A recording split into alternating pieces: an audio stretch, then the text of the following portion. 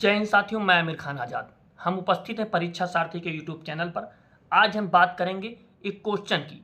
वो हिस्ट्री का क्वेश्चन है, क्या होगा उस आधार पे उसको लिखने की कोशिश करेंगे, जो बहुत ही महत्वपूर्ण टॉपिक है।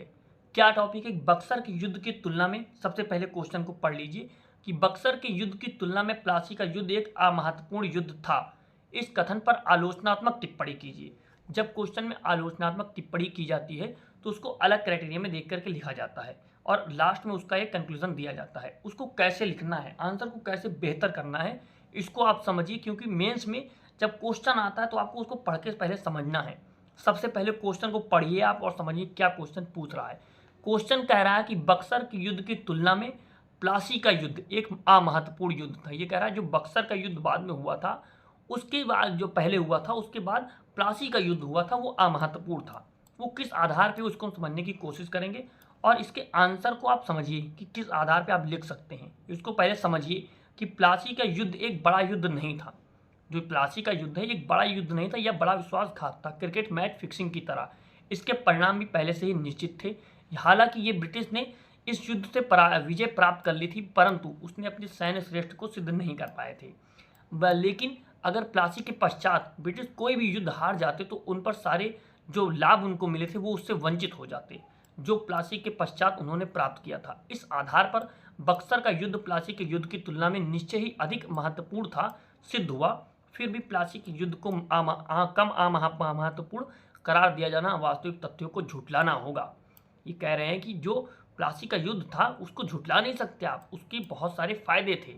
उसको हम समझने की कोशिश करते हैं। प्लासी के युद्ध के कई प्रत्यक्ष और अप्रत्यक्ष लाभ ब्रिटिश कंपनी को प्राप्त हुए थे। इस युद्ध के पश्चात कंपनी को जो नवाब से रकम मिली थी वह उसे व्यापार में निवेशित कर सकी। इस युद्ध के पश्चात ब्रिटिश कंपनी ने बंगाल के प्रशासन पर अप्रत्यक्ष नियंत्रण बनाए रखा तथा बड़ी सस्ती दर पर बंगाल से कच्चे माल प्राप्त करते रहे, और जो उनकी व्यापारिक सफलता का एक महत्वपूर्ण कारण बना।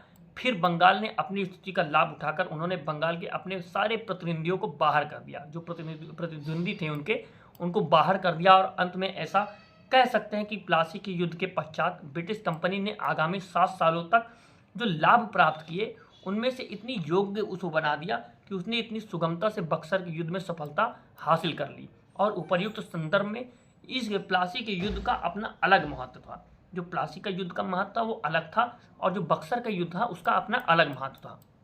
क्वेश्चन क्या था साथियों? क्वेश्चन था कि बक्सर के युद्ध की तुलना में प्लासी का युद्ध एक अमहत्वपूर्ण युद्ध था।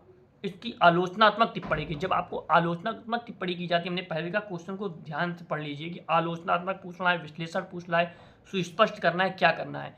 जब आलोचनात्मक करनी टिप्पणी तो आपको चीज़ें पहले बतानी है कि क्या चीज़ें हुई थी, उसके बाद आपको अपना व्यू देना है इस तरह से कि वो उसको सिद्ध करे कि हाँ ये चीज़ें ऐसी थी, ये अमहत्वपूर्ण नहीं था। उसके आधार पर जो प्लासी का युद्ध हुआ था उसमें कितनी चीज़ें उसको मिल गई थी। 7 साल तक वो खजाना अपना भरती रही कंपनी और अपनी सेना खड़ी कर दी पूरी, और बड़ी आसानी से बक्सर के युद्ध में तीनों सेनाओं को समाप्त कर दिया।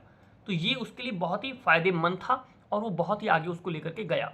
तो इस आधार पर जो सारी चीज़ें बनती चली गई इसको हम देखेंगे। इसमें जो आंसर राइटिंग है इसमें बहुत ही ज़रूरी है कि आपका कॉन्सेप्ट क्लियर होना चाहिए। तथ्य बहुत आपको याद हैं या नहीं याद हैं। जब तथ्य अगर आपको बहुत ज़्यादा याद भी नहीं तब भी चीज़ें चल जाती हैं, लेकिन आपका कॉन्सेप्ट एकदम क्लियर होना चाहिए कि कब क्या हुआ था और उससे क्या लाभ हुए थे। जब आपके तथ्य क्लियर होंगे, आपका कॉन्सेप्ट क्लियर होगा, तो सारी चीज़ें आसान हो जाती हैं और बेहतर वे में चलने लगती हैं। तो मेंस आंसर राइटिंग में यही सबसे ज़्यादा इंपॉर्टेंट होता है। जब आपका प्री होता है, प्री क्वालिफाई होता है, वो एक अलग मोटिवेशन होता है, लेकिन जब मेंस की तैयारी होती है तो आपको लिखना होगा। आप कोशिश कीजिए कि इन आंसरों को लिखिए। ये जो क्वेश्चन है इसको लिखने की कोशिश कीजिए। आप हमारे टेलीग्राम चैनल पे भेज सकते हैं, वो चेक करके आपको दे दिया जाएगा। टेलीग्राम चैनल से जुड़ जाइए परीक्षा सारथी के।